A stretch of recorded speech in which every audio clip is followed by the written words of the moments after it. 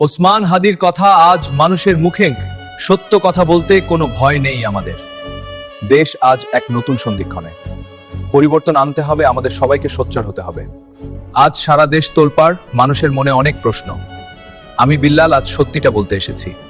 ওসমান হাদির মতো সাহস নিয়ে সত্যের পথে আমাদেরও এগিয়ে আসতে হবে, পিছু হটলে চলবে না। দেশটা আমাদের সবার, তাই দেশের সম্মান রক্ষার দায়িত্ব আমাদের কাঁধেই নিতে হবে ভাই। অন্যায় দেখে যারা চুপ থাকে তারা আর যাই হোক দেশের প্রকৃত বন্ধু হতে পারে না।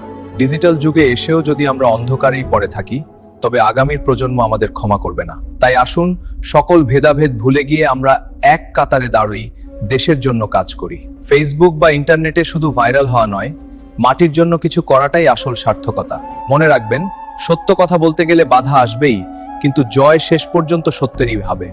আমরাই গর্ব সেই ইনসাফের দেশ, যেখানে প্রতিটি মানুষের অধিকার হবে সমান ও সুরক্ষিত। ইনশাআল্লাহ, সোনালী দিন খুব কাছে। আমি থাকবো আপনাদের পাশে সবসময়। আল্লাহ হাফেজ।